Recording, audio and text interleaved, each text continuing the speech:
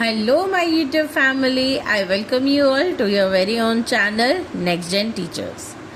हम कर रहे हैं बीएड फर्स्ट ईयर की तैयारी और पढ़ रहे हैं pedagogy of English.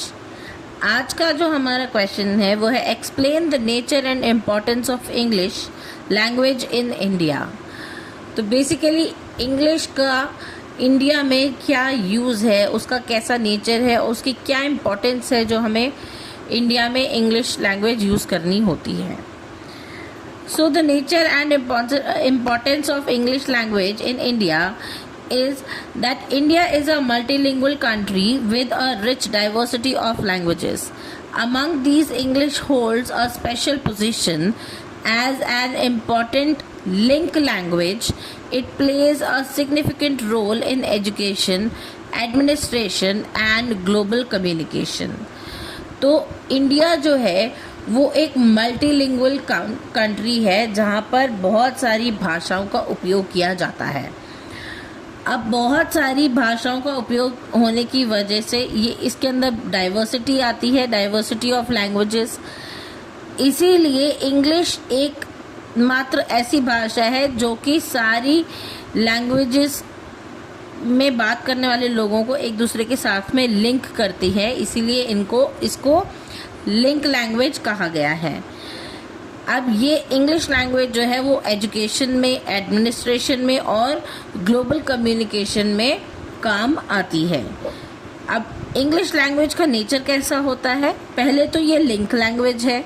English acts as a link language among people speaking different regional languages. It helps in communication across states. तो हर एक स्टेट का जो इंसान है वो अलग भाषा में बात करता है और सारी भाषाओं को आप सीख नहीं सकते। एक साथ में सारी स्टेट्स की भाषाएं, सारी कंट्रीज़ की भाषाएं आप नहीं सीख सकते।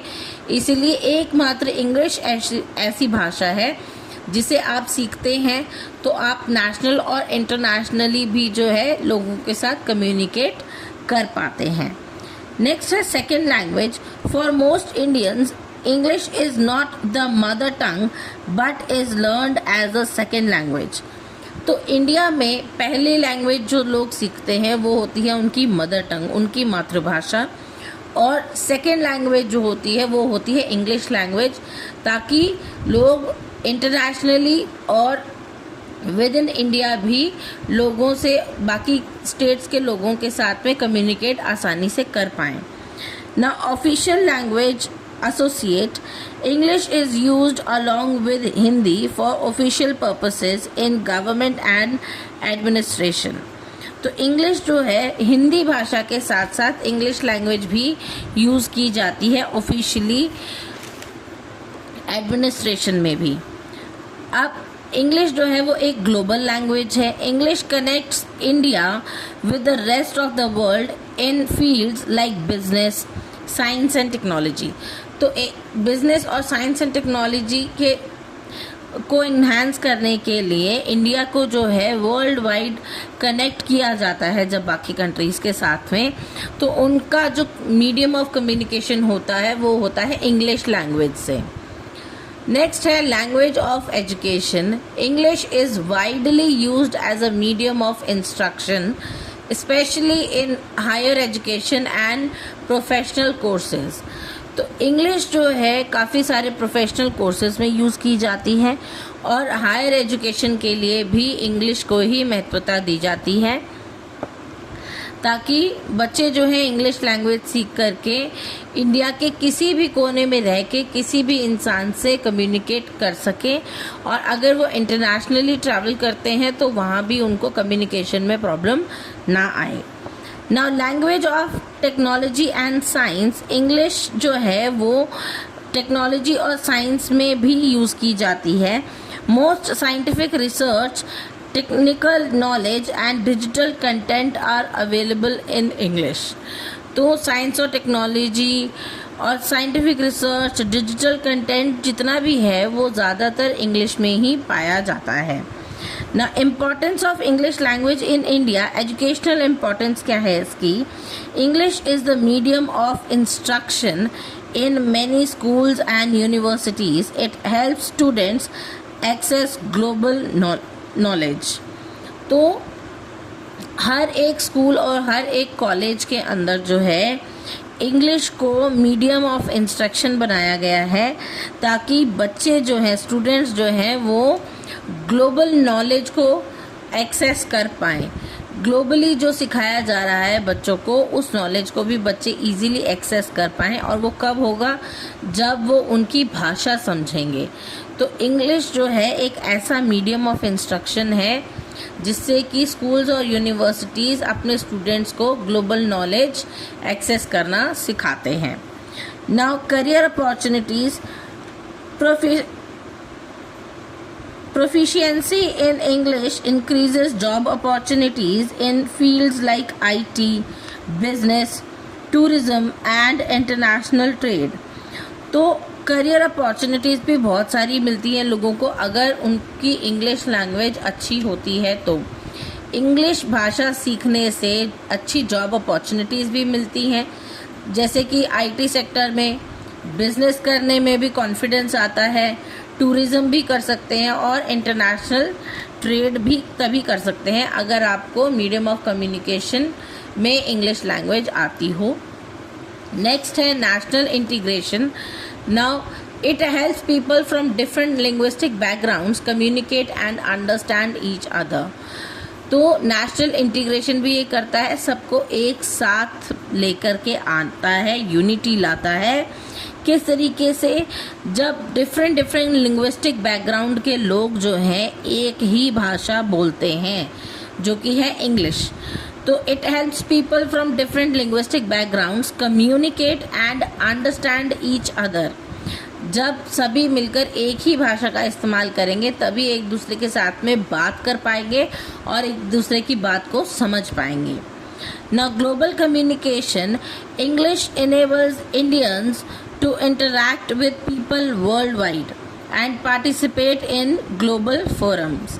तो इंग्लिश जो है इंडियंस को इनेबल करती है, इतना अच्छा बनाती है कि वो वर्ल्ड वाइड जो है लोगों के साथ में इंटरैक्ट कर सकते हैं और ग्लोबल फोरम में भी पार्टिसिपेट कर सकते हैं। Access to information, most books, research papers and online resources are available in English.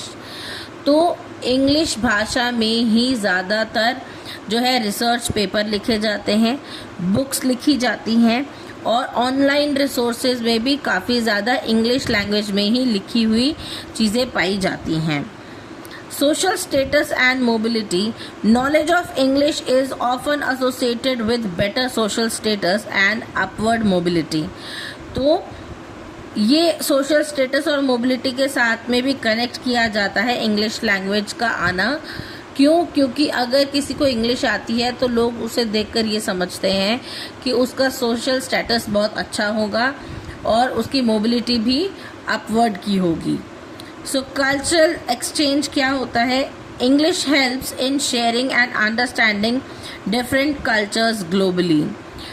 अब सिर्फ इंडिया में ही नहीं, इंडिया के बाहर की जो कंट्रीज़ हैं वहाँ पर भी लोग एक दूसरे के साथ में अपना कल्चर शेयर करते हैं और वो अपना कल्चर कैसे एक दूसरे को बता पाते हैं या फिर समझ पाते हैं एक दूसरे का culture, because of the English language. अब इंग्लिश के अंदर ही जो है सब लोग अपने कल्चर्स को शेयर करते हैं ग्लोबली और एक दूसरे के कल्चर को अंडरस्टैंड भी करते हैं। ना challenges of English in India. English सीखने के लिए काफ़ी सारे चैलेंजेस भी जो है लोगों को फेस करने पड़ते हैं इंडिया में। वो क्या है? एक तो inequality in access to English education. हर इंसान इंग्लिश एजुकेशन की एक्सेसिबिलिटी नहीं पा सकता क्योंकि काफ़ी सारे स्कूल्स और कॉलेजेस जो हैं वो इंग्लिश सिखाने के लिए हायर फीस जो है वो मांगते हैं और इसीलिए बच्चे जो हैं इंग्लिश एजुकेशन में कहीं ना कहीं लैक कर जाते हैं। ओवर एम्फोसाइज ऑन इंग्लिश में निगलेक्ट रीजनल लैंग्वेजेस। और अगर हर चीज़ में सब लोग सिर्फ इंग्लिश लैंग्वेज की ही बात करेंगे तो हमारी जो रीजनल लैंग्वेज है वो भी निगलेक्ट होने का खतरा बना रहता है। नेक्स्ट है difficulty for learners from non English backgrounds. अब जिनके तो घर पे इंग्लिश बोली जाती है या स्कूल में उनको इंग्लिश सिखाई जाती है, वो बच्चे तो इजीली इंग्लिश का एक्सेस पा लेते हैं, इंग्लिश एजुकेशन उनको मिलती है। लेकिन जिन लर्नर्स के पास में कोई इंग्लिश का बैकग्राउंड नहीं होता, वो नॉन इंग्लिश बैकग्राउंड से आते हैं, तो ऐसे बच्चों को जो है इंग्लिश सीखने में बहुत ज़्यादा दिक्कत फेस करनी पड़ती है। इसका कंक्लूजन है, in conclusion English plays a vital role in India as a link language, a medium of education and a tool for global communication. Despite some challenges, its importance in education, employment and national integration makes it an essential part of modern Indian society. तो English जो है एक vital role play करती है India में link language होने का। Link language होने का मतलब है कि सभी तरीके के लोगों के साथ में, हर भाषा बोलने वाले लोगों के साथ में ये एक दूसरे को लिंक करना पॉसिबल कर देती है। और मीडियम ऑफ एजुकेशन भी यहाँ पर है ये, और tool for global communication. Globally आप किसी से भी बात कर सकते हैं इंग्लिश लैंग्वेज में।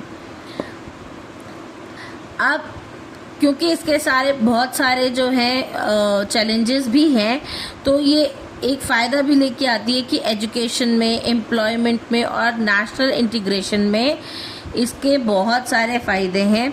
क्योंकि एजुकेशन में अगर लोग इंग्लिश सीखते हैं, इंग्लिश लैंग्वेज सीखते हैं, तो वो ग्लोबली जो है कम्युनिकेट कर पाते हैं, अपने इंडिया को जो है बाहर जाके रिप्रेजेंट कर पाते हैं, ग्लोबल फोरम्स में पार्टिसिपेट कर पाते हैं।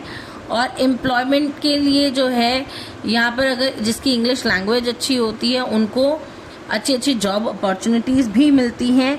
और नेशनल इंटीग्रेशन में भी ये सहयोग देता है। क्योंकि बहुत सारी स्टेट्स के लोग अलग अलग भाषाओं का इस्तेमाल करते हैं, लेकिन इंग्लिश एक ऐसी भाषा है जो कि सभी को आती है, तो लोग आपस में कम्युनिकेट करना ईजी समझते हैं। तो it's an essential part of modern Indian society. English language जो है वो मॉडर्न इंडियन सोसाइटी के लिए बहुत ही ज़्यादा महत्वपूर्ण है। तो ये था आज का टॉपिक। आई होप आपको समझ आया होगा। अगर आपको मेरी वीडियोस अच्छी लगती हैं तो please do like, share it with your friends. अच्छे कमेंट्स करके मुझे मोटिवेट करना ना भूलें। आने वाली और इम्पॉर्टेंट क्वेश्चन की वीडियोस को पाने के लिए मेरे चैनल को सब्सक्राइब कर लीजिए। मिलते हैं नेक्स्ट वीडियो में, तब तक के लिए थैंक यू।